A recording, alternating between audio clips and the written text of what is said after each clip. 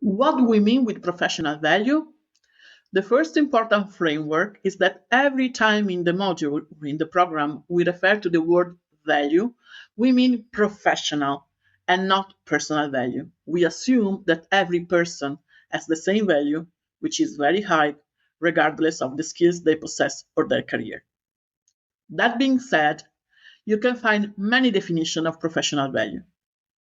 The one I have developed over the years, which in my opinion captures its various shades, is this. Professional value equals your asset plus the perception of your assets plus how the others perceive them. All these apply to your reference job market or your target job market. The next video covers this specifically. Let's break down each part of the formula. In your assets, we find competencies, which are a combination of knowledge, abilities, skills, and internal readiness. Skills can be categorized as soft or transversal, or hard and technical. Soft skills include problem solving, teamwork, organizational skill, etc., etc.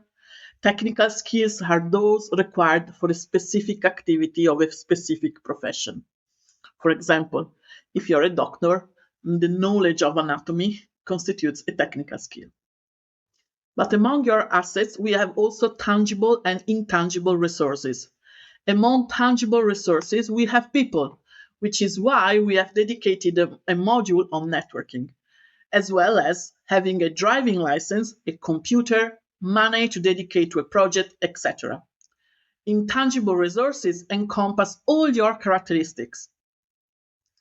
After the assets, we get to the perception you have of yourself. It is not enough to possess these assets. It depends on how you view them.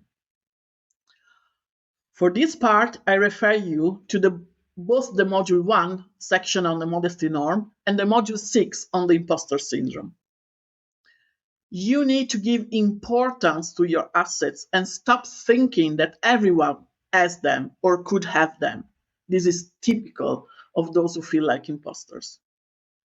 I invite you to carefully perform this self-assessment part we propose here at the end of the video to discover your assets and put them down on paper. The other piece of the formula is others' perception of these assets, which brings us to how you communicate them. You can find a more in-depth discussion of this in several other modules. Why don't we consider only the asset? You definitely had experience of watching a painting, eating a cake, or visiting a house. There are technical, objective characteristics, but the way you look at them and the way it has been described to you can modify the final results. The same goes for your assets. You are not the simple sum of characteristics and skills. You are much more. And that much more has to do with how you see yourself and how others perceive you. Imagine a mathematical formula where these elements are in the numerator and the denominator is your target labor market. You can see it somewhere here on the screen. Why is this so important? Because you have to consider a crucial element. Everything in the numerator is generally neutral. It doesn't have a value in itself.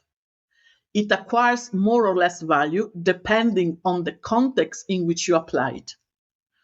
I know this concept always evokes mixed emotions. How it's possible that an engineering degree have no value? Not necessarily if you want to be a baker. This is the crucial point in considering the application context. Since all these elements are variable over the time, it means that your professional value is not immutable. It can increase and it can also decrease. The next video in this module is precisely about how to increase it.